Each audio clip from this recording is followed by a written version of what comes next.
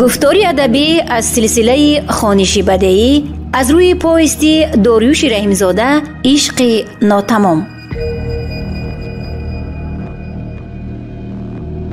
قسم 20. بیماری.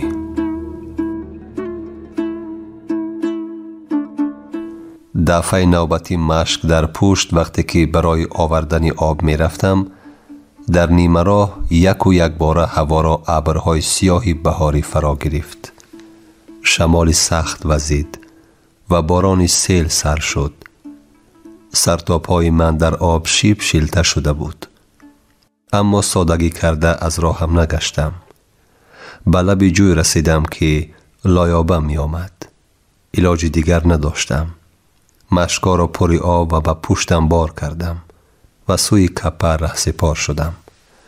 راه به تمام لای و زمین آن ملک شورزار سخت لیشپانک شده بود. به زور قدم می ماندم. باران از باریدن و شمالی سخت خنک از وزیدن نمی ماند. هرچند بار وزنین و تر و خنک و نمناک، ره شیلپان و لغژان بود و من کوشش می کردم که تیزتر حرکت کنم، اقلاً کمی گرم شوم، اما همش بیهوده. خنکی تا مغز استخوانم به من کار کرده بود و مثل برگ بید می لرزیدم. به همین منوال مدت 1.5 ساعت به زور به کپه خسی رسیدم. آب را از پشتم فراوردم و جابجا کردم. خیرامان حال مرا دیده در داخل کپه کمی آتش گیراند که گرم شوم. لباسهایم را بدر کرده برای خشکانیدن به خیرامان دادم. خودم تگ کرپه در آمدم، اما بدنم درق می لرزید. هیچ گرم نمی شدم. خوابم هم نمی برد. نیمه شب تبم بلند و حالم بد شد. خیرامان کرپه و گلیم را هم به بالایم بار کرده بود، اما بدنم از لرزش نماند و تبم هم نمی فرامد. درازی شبها را از بیمار پرسند، گفتند که درست بوده است. این احوال 3 روز دوام کرد و مرا پوره از حال ماند. اگر برای قضای حاجت از جا می خسته باشم هم سرم چرخ می زد. چیزی خوردن نمی توانستم. اما دلم به حضور بود و نیت قی کردن داشتم. هرچند آق هم می کردم، لیکن چیزی در معده سبیل ماندم هم نبود که از آن خلاص شوم. گمان می کردم که علاج دیگر نیست. می میرم. به همین حال به خیرامان نگاه می کردم که حال این دختر در غریبی به من چی می شده باشد. از بلا گریخته باشیم هم از قضا نتوانستیم. گاهی از تب زیاد هرزگویی می کردم و از هوش می رفتم. به هوش می آمدم، می دیدم که خیرامان بالای سرم نشسته زار گریه می کند. او را به زور تسلی دادنی می شدم. ما ذخیره غذا داشتیم، اما آب به پررگی تمام شده بود. از ناعلاجی با خواهش من خیرامان 1-2 بار از کلمک ها از باقی مانده های آبی باران کوچه آورد که صاف کنیم و نوشیم. اما در زمین بیابانی اینجا آب مثل نمک آب می شد. امکان آن را استفاده کردن نبود. تیز دهانم خشک می گشت. چون زبانم به کامم می رسید از درجه قاق بودن شق راست می کرد. نمیدانم روز 5 یا 6 بیماری بود که اگر خیرامان دستی مرا می گرفت به زور راست می ایستادم، اما مداری راه گشتن نداشتم. علاج دیگر نماند. مجبور شدم که خیرامان را راه نشان داده او را به آوردن حداقل 1 کوزه آب به لب جوی بفرستم، زیرا در آب مردن بهتره، مثل که در تشنگی آب گفتن که راست بوده است.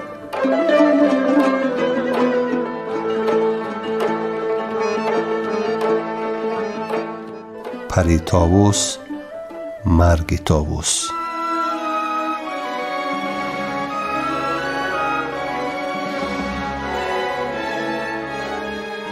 خیرامان از وقت انتظاری آب آوردن بر وقت دوان برگشت. نفسگیر شده حک می کرد. در آب و عرق غوطیده رنگ و رویش کندگی بود. مجال گپ زدن نداشت. کوزه پرآب را به شست در زمین مانده خود را در پایان بستر من پرتافته های های کنان به گریه درآمد. خواطر شده از او سببش را پرسیدم. مرا به آب نی کشتنی روان کردی. خدایا حال ما چی می شده باشد؟ گفته زار زار با آوازی بلند می گریست. به نالیش روی جایگاه نشستم. او را به یک حال زار کمی آرام کردم تا سبب این آشفتگی و پریشانی و گریه و ناله‌اش را بفهمم. راستی گپ خرامان را در این حالت بار اول می دیدم. تا حال که سببی بدبختی نو به سر ما آمده و مخصوصاً عاقبت آن را نمی دانستم.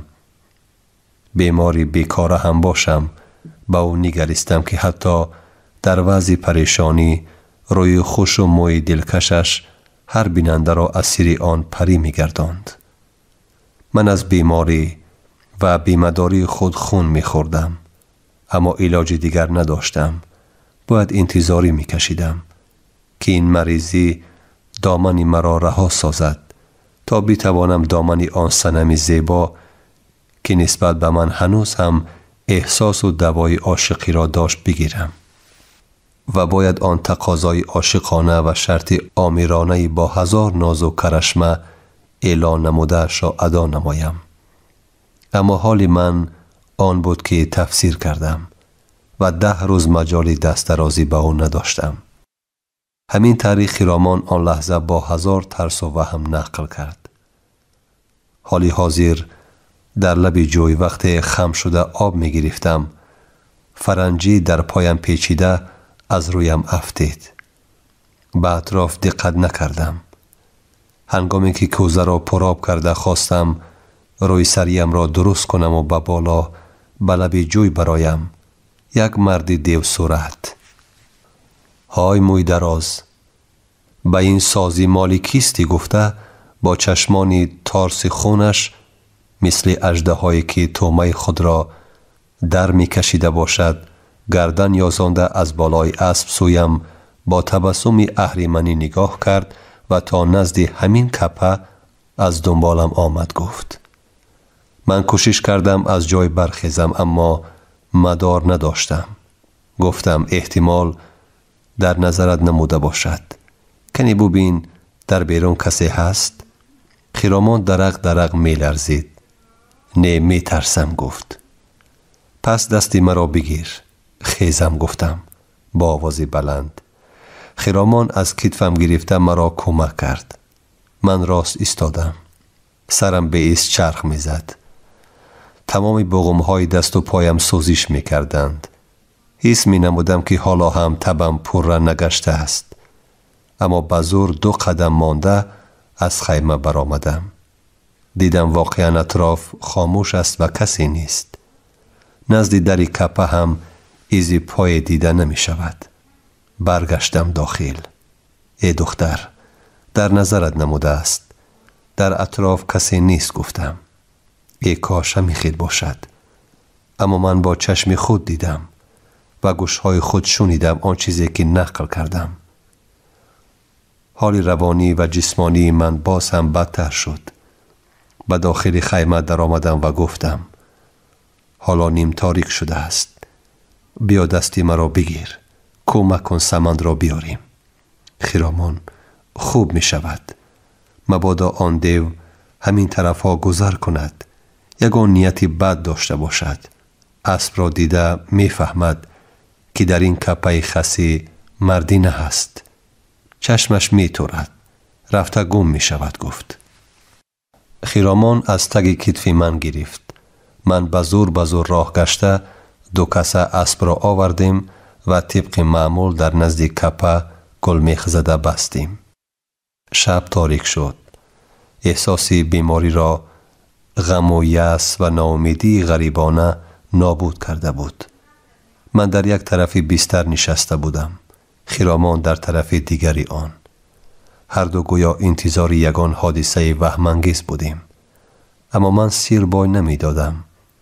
همین طریق تخمیناً 10-15 دقیقه گذشت. ناگاه صدای خواطرآمیز شیهه‌کشی به خصوص سمند بلند شد، مثل که جانور مار دیده باشد. خرامان با ترس به من نگاه کرد. من در تاریکی به نظر سمند یگان سیاهی، گربه، شغال یا شاید جانور دیگر که این اطراف پر است افتاده باشد گفتم و برای آرام کردن خرامان علاوه کردم: خیز دسترخوان درست کن، شاید یگان چیز دلمان کشد خوریم، بعد دراز میکشیم. مگر اشتهایت پیدا شد؟ ای خیریت، شکر. در 10 روز آخر اولین بار چنین دستوری تو را میشنوم گفت خرامان و علاوه کرد: لیکن به من یگان چیز نمیفارد، دلم به هیچ چیز نمیکشد. گپ را بسیار نکن، خیز جانم. چیزی گفتم آن را کن. تأکید کردم بار دیگر به او. خرامان با دل ناخواهم از جا برخاست. دسترخوان درست کرد. کلچه و 2-3 انواع شیرینی و پاره گوشت یخنی را بالای دسترخوان گذاشت. از دیدن دسترخوان و غذا راستی دل من باز به حضور گشت. خود را به زور به دست گرفتم و از فرمانی دادگیم هم پشیمان شده بودم.